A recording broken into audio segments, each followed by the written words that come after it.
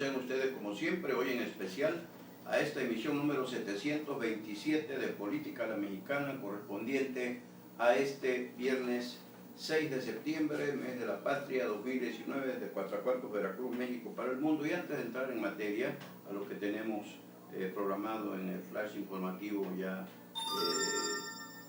difundido, pues hoy el mundo de las bellas artes nacional y el de las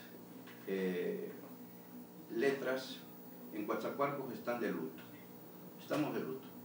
Nacionalmente murió ese gran artista plástico, pintor, luchador social, defensor de los indígenas y un apasionado amante de su tierra, Oaxaca, Francisco Toledo. Por demás, hablar de él porque siempre estuvo presente en todas las causas justas de su pueblo oaxaqueño y del pueblo mexicano, y lógicamente va a recibir honores extraordinarios de acuerdo a lo que aportó a las bellas artes, a la cultura y a la lucha social mexicana. Francisco Toledo va a recibir homenajes en la Ciudad de México, murió en Oaxaca, allá en su tierra natal. Va a recibir homenajes en México, seguramente en el Palacio de las Bellas Artes, y después en Oaxaca, donde está siendo velado en el Instituto de la Cultura Oaxaqueña. Descansa en paz, Francisco Toledo.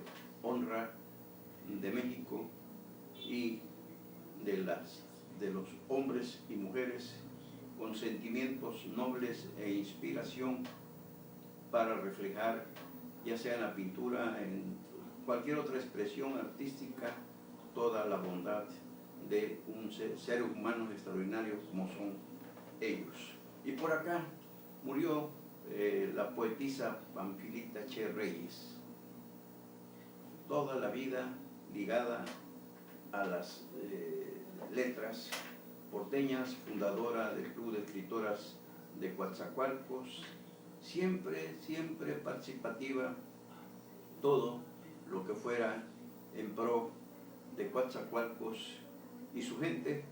Ahí estuvo Panfilita Che Reyes. Ella trabajó durante muchos años en un despacho contable de Coatzacoalcos, especializado en la venta de seguros, pero no obstante siempre fue, decíamos, su otra parte, la de la inspiración poética, que la llevó a escribir varios libros, y hoy las letras porteñas están de luto también. Por otro lado, antes de entrar en materia, pues hoy en la UNAM, para variar, esa UNAM, ayer les hablábamos de la singular forma que tienen los anarcos para protestar contra la violencia de los porros y violentándola, agrediendo a su alma mater. Bueno, son fósiles, ¿qué alma mater? Pues sí, también ha generado muchos fósiles, desgraciadamente. Y allá mismo hoy, en la Facultad de Ciencias Políticas y Sociales, donde alguien que tú y yo conocemos tardó 14 años para terminar la carrera, pues hicieron ahí una manifestación, bloquearon la facultad, porque estaba invitado para impartir un diplomado el ex candidato presidencial del PAN, Ricardo Anaya, que no lo querían porque es de derecha. Bueno, pues entonces José Narro Robles fue rector de la UNAM y fue de centro-izquierda, pero decíamos, cosas que politizan situaciones, y Ricardo Anaya, bueno, con todo y su derecho, con todo lo que él se dijo, y con todo lo que se sabe, y con todo lo que se dirá, pues es un llamado, por cierto, en algún tiempo el joven maravilla, porque es un intelectual, una gente con una preparación extraordinaria, está dictando conferencias en el extranjero. Bueno, pues digo, la UNAM, que no le ven ellos ninguna razón para esa protesta, para que Ricardo Anaya no imparta ese diplomado en la Facultad de Ciencias Políticas y Sociales de nuestra máxima casa de estudios a nivel nacional. Y también tenemos que Rosario Robles, ya el caso conocido de la estafa maestra, pues se va a quedar sin abogado del bufete que la defendía. Pues resulta que la va a dejar porque ya no tiene dinero para pagar sus honorarios, sus servicios, y la va a dejar hasta que ya consiga quien le dé fiado seguramente. Y aquí uno se pregunta, bueno, entonces, ¿dónde está el billete grueso que se afirma que robó a través de la estafa maestra? Puede ser una estrategia. ¿Quién nos dice que no? Posiblemente sí, una estrategia para que digan, mira, pues, entonces cómo la estamos juzgando por haber sido cómplice de un desvío de más de 5.000 millones de pesos en la Sedesol, en la Sedato, con la estafa maestra precisamente, y ahora resulta que no tienen en qué caerse muerta. Bueno, pues eso se dice. Por otro lado también se preguntan muchos, y nosotros también, bueno, ¿y dónde están los supuestos cómplices de ella? Empezando por Peña Nieto, ¿no?, que fue el que le habría embarcado en esa cuestión, y todavía le van a salir más denuncias, según anuncia la justicia federal. Rosario Robles ha caído en desgracia, y lo peor es que los supuestos cómplices o quienes la embarcaron la estarían dejando sola. Decíamos, puede ser una estrategia, o a lo mejor ahí te va, sigan, o si siguen lo mismo, no va a ser señal de que sí aportaron quienes la metieron en esa bronca. Y por otro lado, tenemos que comentarles que un excelente, extraordinario amigo desde hace muchos años, bueno, yo soy un viejo, él todavía es joven, el licenciado Jorge Yunis Manzanares, que fue su procurador de justicia en las 3 regiones del estado, la norte, la centro, la sur, defensor de oficio, que ponía de su bolsa después de que ciertos abogados delincuentes dejaban sin recursos a los procesados en el Cerezo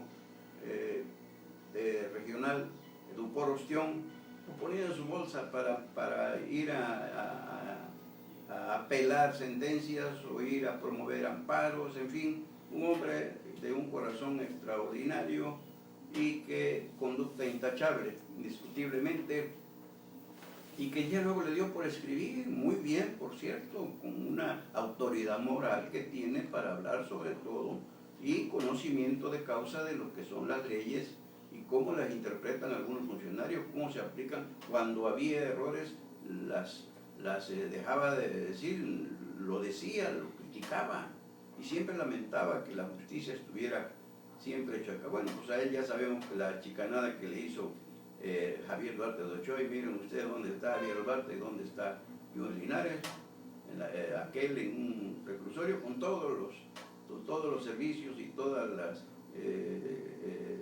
libertades ahí dentro, por supuesto, con todas las comodidades. Pero se enfermó el licenciado Yunis siendo su procurador del sur, y lo dieron de baja, no le pagaron ni siquiera los medicamentos, en fin. Pero y él siempre ha escrito, ya tiene 5 años haciendo su columna titulada Sin patear el pesebre. Una autoridad en lo que dice, sobre todo cuando aborda temas legales. Y hoy escribió la última columna, porque va a ser un paréntesis. Dice, esto no es un adiós, sino un hasta luego. ¿Por qué? Porque se va a dedicar a la cátedra de tiempo completo. Quizá haya por ahí algo más, pero de momento, y es lo que les podemos informar, el licenciado Yunis no va a escribir ya su columna Sin patear el pesebre, que se publica en cebejara.com, sino porque se va a dedicar ha sido maestro, catedrático, tiene diplomados, maestría, él en Derecho Penal, en Derecho Procesal, y es un excelente catedrático, como lo dicen, no lo digo yo, lo dicen sus alumnos, que le reconocen esos méritos extraordinarios que tiene un hombre que nació para servir bien y no servirse de la gente ni de los cargos públicos que ha ocupado.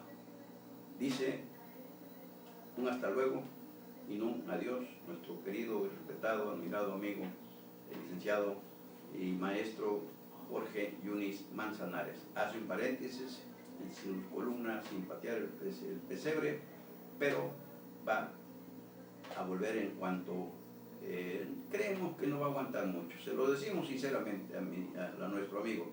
No va a aguantar mucho. El periodismo, que él ya abrazó también, alterna con su posición de jurista. El periodismo es algo que se mete hasta el tuétano, vaya.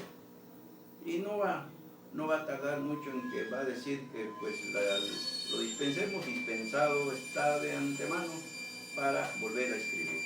Que le vaya mejor ahora en esta nueva etapa que va a haber. Ya ha sido catedrático, o sea, siempre lo ha sido. Pero hizo un paréntesis también y ahora ya va a abrazar de lleno. Pero va a haber algo por ahí, seguramente, no tarda. Y ya les platicaremos aquí qué pasa con el licenciado Jorge Yunis Manzanares, a que bien se recuerda siempre porque fue un impartidor de justicia, válgase la redundancia, justiciero, muy humanitario y que no aprovechó como otros los cargos para servirse, sino para servir. Y nos vamos con lo adelantado en el flash informativo. ¿Por qué dicen que urge la intervención del presidente Andrés Manuel López Obrador en Petróleos Mexicanos? ¿Por qué?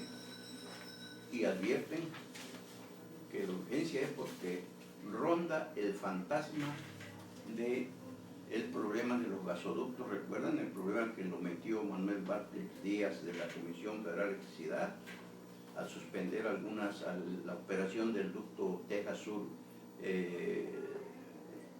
Tuxpan, Veracruz, y luego otro que está a punto de terminar, Carlos Slim, con el que ahora anda del brazo por la calle el presidente de la República? Bueno, pues aquí hay algo muy interesante que les queremos informar, algo que en realidad debe tomarse en cuenta porque es una advertencia a tiempo.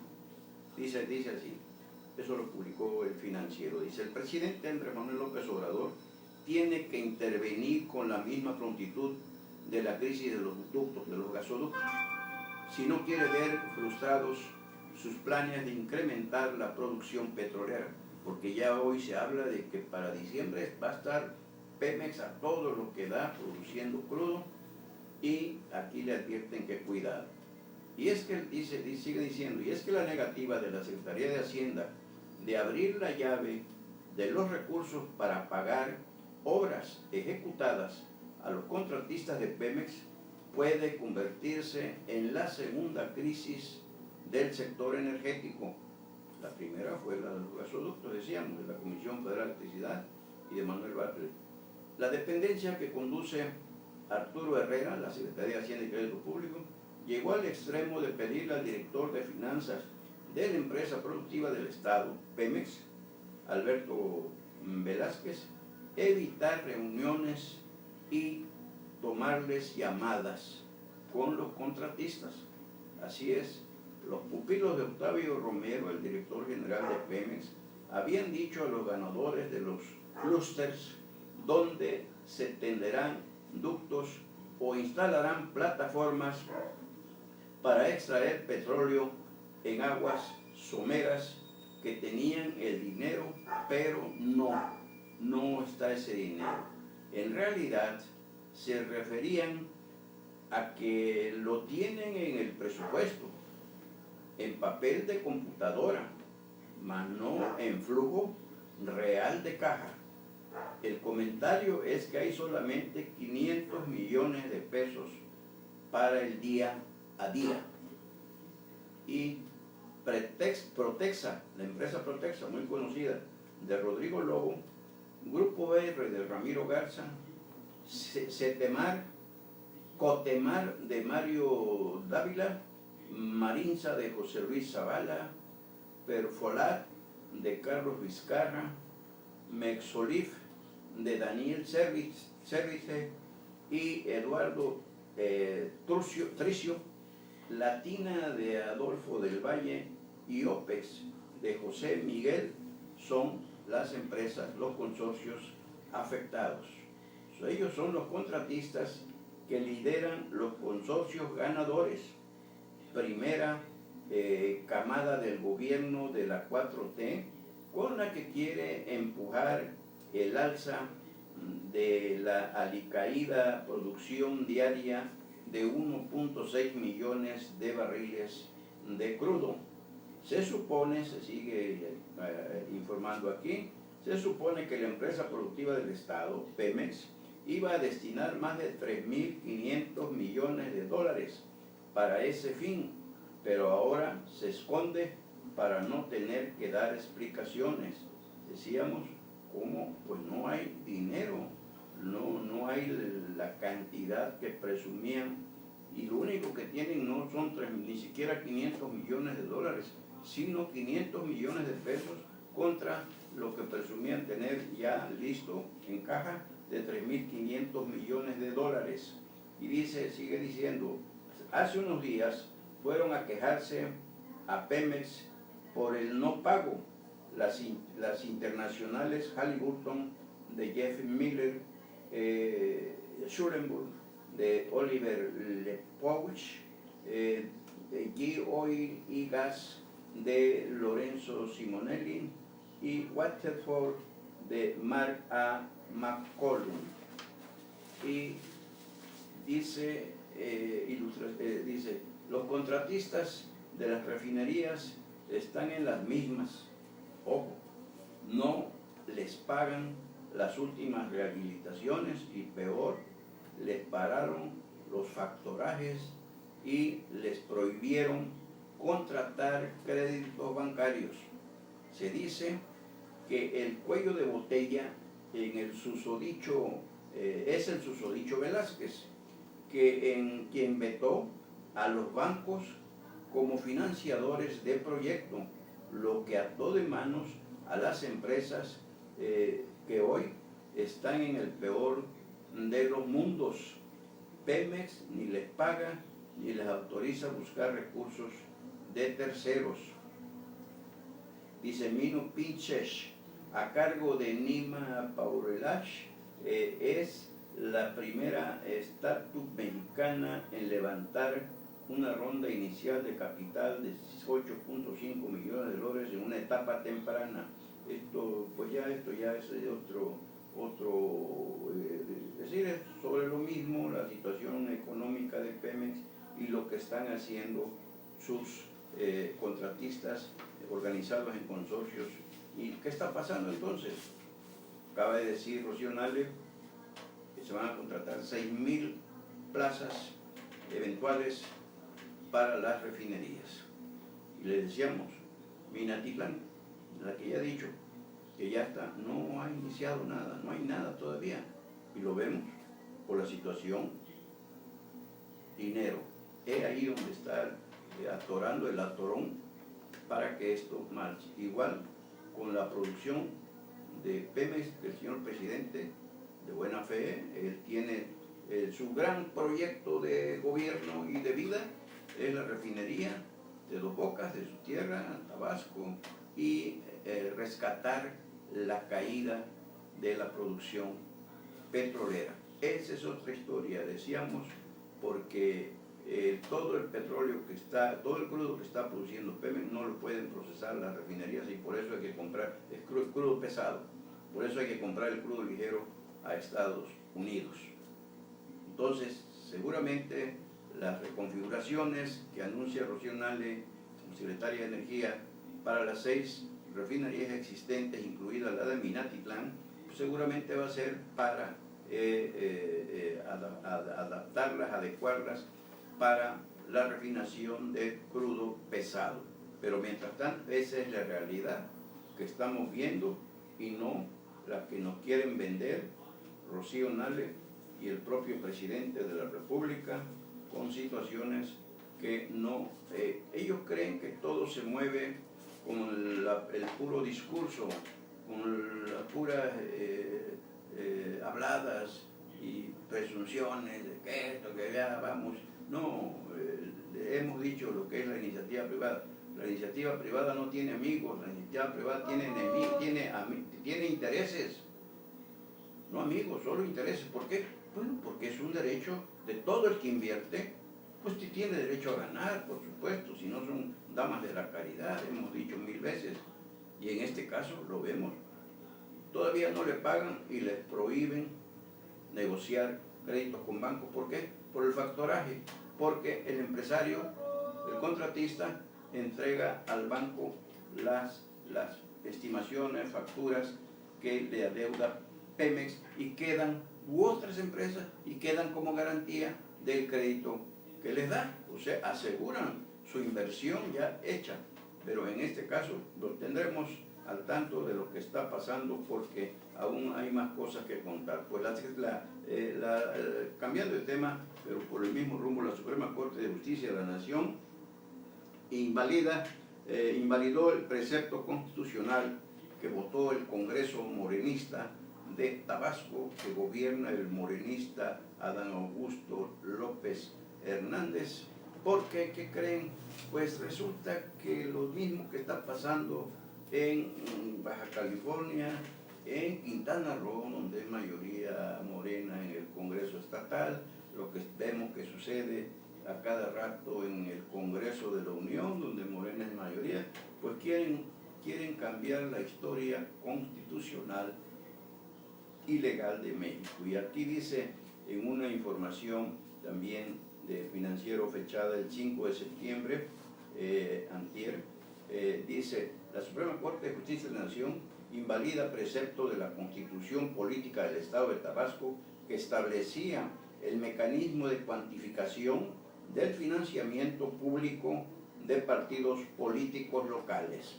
El Pleno de la Suprema Corte de Justicia de la Nación determinó que el artículo 9, apartado A, fracción octava, inciso A, de la Constitución del Estado de Tabasco, que establecía una forma de cuantificar el financiamiento público de los partidos políticos distinta a la prevista en la Ley General de Partidos Políticos, sin distinguir entre partidos políticos nacionales y locales, es inconstitucional. Es decir, quería comerse la tajada del león, quería llevarse todo, Morena, y como que ya ven, ya quiere que todos se sacrifiquen el 50% de las prerrogativas de los 7 partidos con registro nacional, pero no ha dicho nada. Ya lo dijo Lorenzo Córdoba Vianelo, el presidente del Instituto Nacional Electoral, el INE, que hasta entonces, y que se sepa, ningún partido le ha dicho a la Secretaría de Hacienda y Crédito, aquí vengo a dar mi anuencia para que me descuenten, me quiten el 50% de las prerrogativas que tengo, que se me asignarán para el 2020. Entonces, dice, la Suprema Corte reiteró que de conformidad con el artículo 116, fracción cuarta de la Constitución General de la República, los estados no tienen libertad configurativa absoluta para reglamentar el financiamiento público que les corresponde a los partidos políticos locales. Ahí otro ejemplo de lo que decíamos: Morena quiere arrasar, quiere acabar con la quinta y los mangos, pero sin sentido común, sin conocimiento de causa. Es algo que los está exhibiendo no solamente como prepotentes, sino como ignorantes. Ya les echó abajo la Suprema Corte esa sana intención de matar prácticamente a la oposición, cuando se recuerdan cómo precisamente recordamos mucho a don Jesús Reyes Heroles, un ilustre veracruzano, un pensador extraordinario, que él impulsó en sus tiempos una reforma electoral para darle voz a las minorías y para que los partidos de izquierda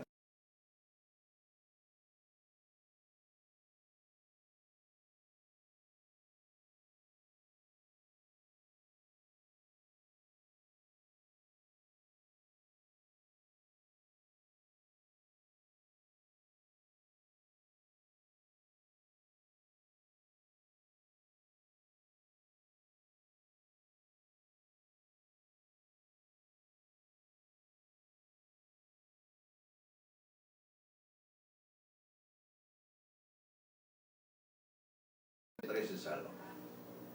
Morena, PAN, PRI.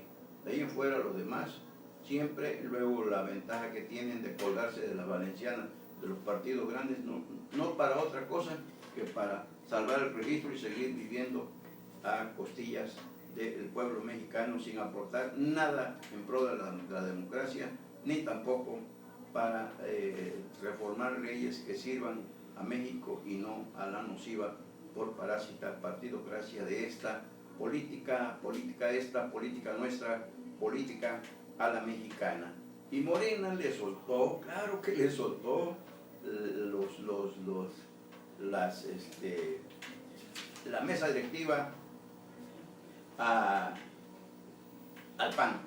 Después de una torrida batalla verbal y de situaciones que Mario Delgado Carrillo, el coordinador de Morena en San Lázaro, estaba que no lo calentaba ni el sol, después del regaño del presidente que les transmitió y que trascendió Olga Sánchez Cordero, la secretaria de Gobernación, trascendió porque lo grabó un diputado morenista, lo subió en las redes y ya se imaginan la que se armó. Bueno, decíamos, no fue una gracia, no fue una concesión la que hizo Morena con el PAN, sino porque estaba establecido en la propia ley orgánica del Poder Legislativo y también porque había acuerdos desde el año pasado al instalarse la 64 legislatura que se iba a actuar en proporción. La presidencia de la mesa directiva se iba a rolar entre la primera fuerza Morena, la segunda PAN y la tercera PRI. Bueno, pues no, querían cambiar la historia y vimos ahí muy aplicada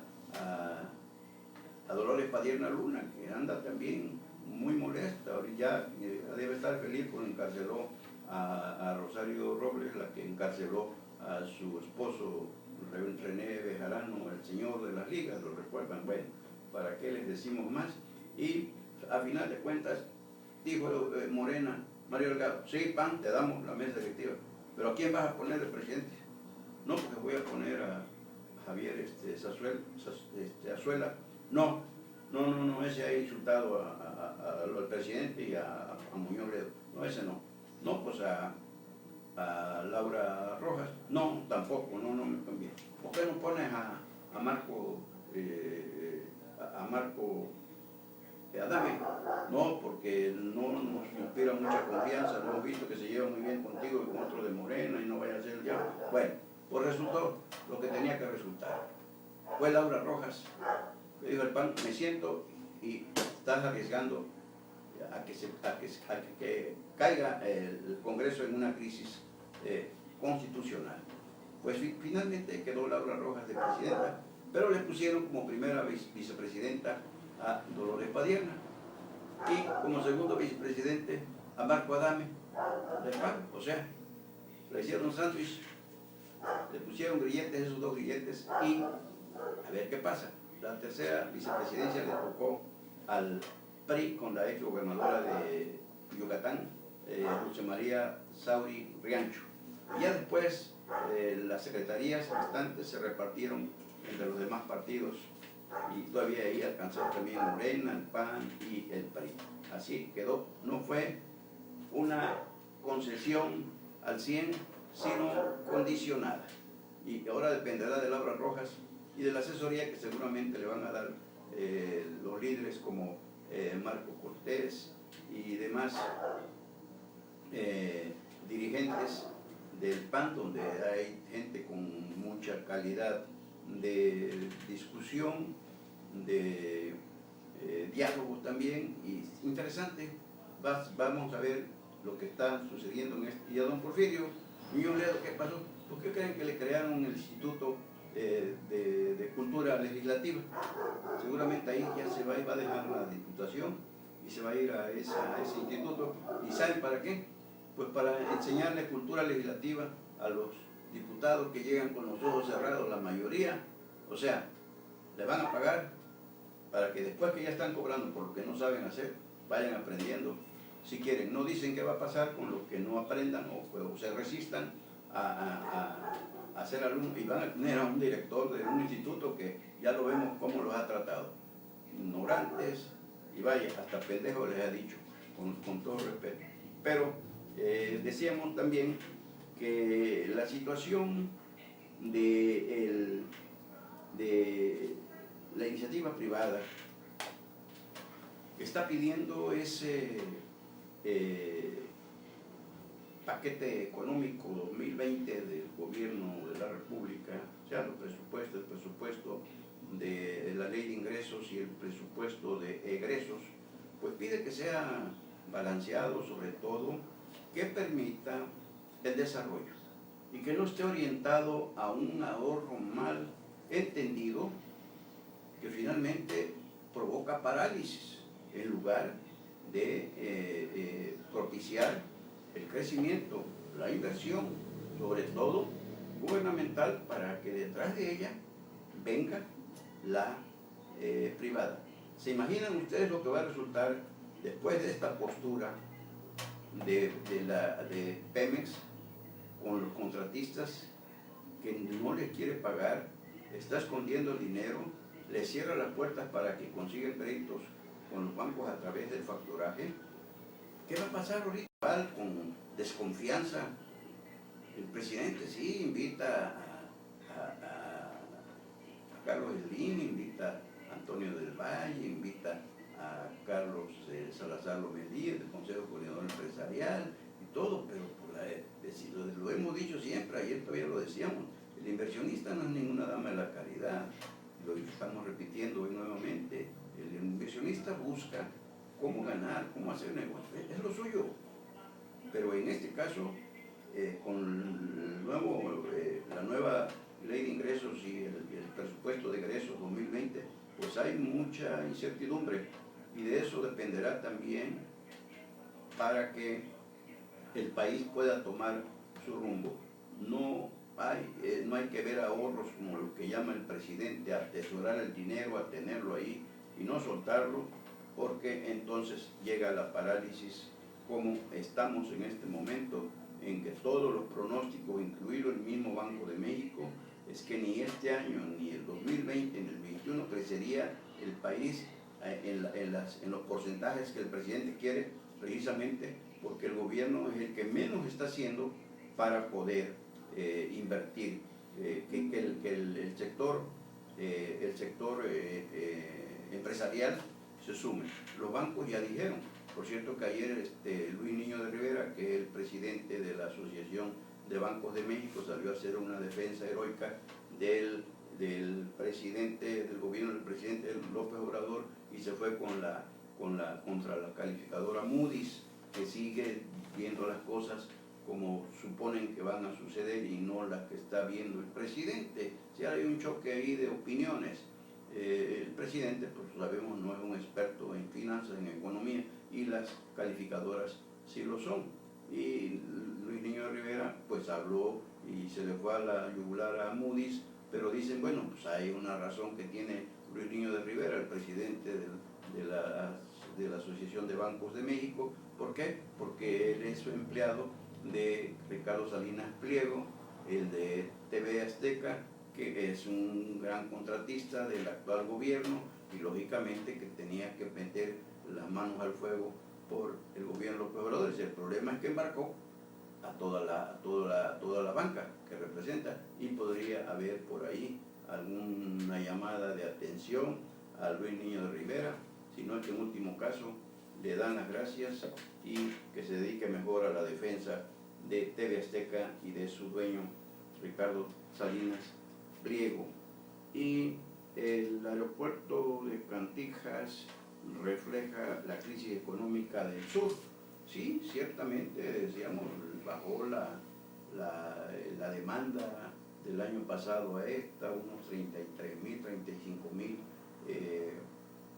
pasajeros han dejado de volar por el aeropuerto de Canticas, que administra el Grupo Aeroportuario del Sureste, y esto lo declararon en una nota que hoy publica nuestro compañero Sendik Aguirre, donde pues la conclusión a la que se llega ante este bajón tan bárbaro pues es simplemente a la falta de inversión. Volvemos, no hay inversión, hay parálisis en la región, no hay movimiento tanto el gobierno estatal como el gobierno federal pues no han invertido. Aquí ya el Consejo Coordinador Empresarial de Esteban Enrique España por fin levantó la voz porque todo estaba bien, que se le andan pegando. Pues son las estrategias, ¿no? Pero ya le pidieron al presidente municipal, Víctor Manuel Carranza Rosado, que den a conocer el programa de obras con los 500 millones de pesos que ya les asignó el gobierno estatal, federal, a Coatzacoalcos, que quieren saber cómo se va a invertir pues, para reactivar esto. Pero ya le dijeron, porque esto no puede esperar más. Y bueno, pues ya vemos cómo las cosas no son como nos las están planteando, ni como uno las dice, ni como la quieren ver aquellos que tienden a querer ver las cosas conforme al color del cristal con que quisieran o les convendría o les conviene verla. La realidad es esta, que hay sectores que registran fielmente la situación que estamos viviendo en el sur. Ya ha habido declaraciones también en el sentido de que hay quien del gobierno alegan que no hay éxodo de empresarios ni cierre de negocios, porque no es así. Y finalmente, pues sí es así. Vimos por ahí unas declaraciones que le colgaron a Carvalho Brañas, el presidente de la Cámara Nacional de Comercio de Coatzacoalcos, donde negaba que la violencia y como la del caballo blanco sean factor de cierre de negocios y de familias que se van, y resulta que al tercer día ya corrigió. Bueno, dijo lo que siempre ha dicho, que sí, que los cierres de negocios, y hay ahorita muchos que podrían cerrar por lo mismo, porque se cayeron las ventas, los horarios tuvieron que ajustarlos, ya no trabajan como trabajaban antes, aun pagando incluso al ayuntamiento por horas extras, ya no pueden, no deben hacerlo, por seguridad. Entonces, ¿estamos o no estamos? Y lo del aeropuerto de Canticas es otro aviso de lo que está pasando.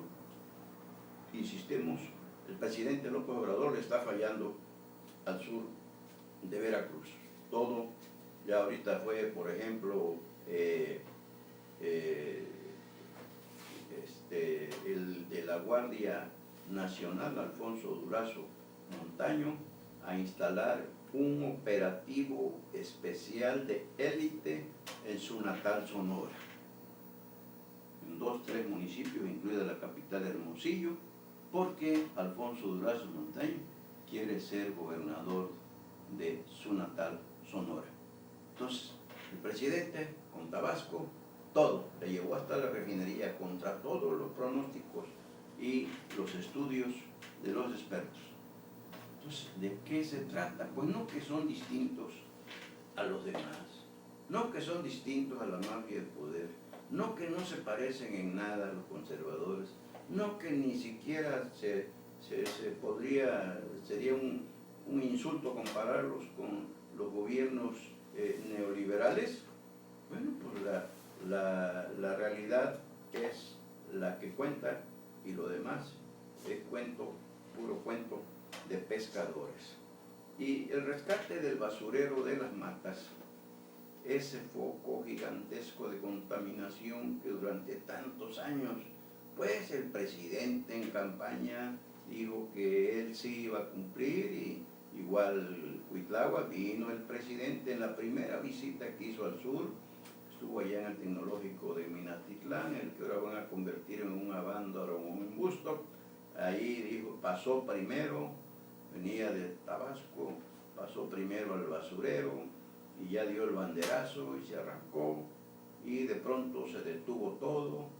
Vino Josefa González Blanco, la entonces titular de la Semarnat, que salió precisamente por no prestarse a dar manifestaciones ambientales que no tenían por qué darlas, y pues ya se inició la remediación, pero resulta que de pronto se detuvo la obra de remediación, de rescate del basurero de Las Matas, y ahora nos enteramos que el gobierno federal no ha puesto ni un solo centavo. tampoco el gobierno morenista de Minatitlán, tampoco el gobierno morenista de Coatzacoalcos. ¿Saben quién ha estado aportando los recursos y que no ha parado, como se dijo que se había, no se ha detenido? El gobierno priista de Cozoleacaque, que encabeza Cirilo Vázquez París. Dicho por él mismo, que no les digan, que no les cuenten. Una cosa es decir y otra cosa es hacer. Ciertamente, como declara Cirilo Vázquez Parisi, ya no pasa usted por las matas sobre la carretera, supercarretera, la costera del Golfo Transísmica, y ya no se perciben los nauseabundos olores y se sigue trabajando, dice, en el tendido de la basura, el relleno, material compactable, en fin, que gracias al Ayuntamiento de Cozoleacaque, que preside Cirilo Vázquez Parisi, bueno, pues está caminando esa remediación del eterno basurero de las matas. En fin, que por hoy, hasta aquí llegamos con la emisión número 727 de Política a la Mexicana, correspondiente a este viernes 6 de septiembre de 2019. Nos vemos mañana sábado 7, Dios mediante, pero si hay algo antes, por supuesto, y como siempre, volveremos para compartirlo con ustedes. Pero mientras tanto, y también como siempre, mil gracias por seguirnos, mil gracias por compartirnos, mil gracias por acompañarnos. Soy Sebejara, su servidor, Carlos Velasco Jara.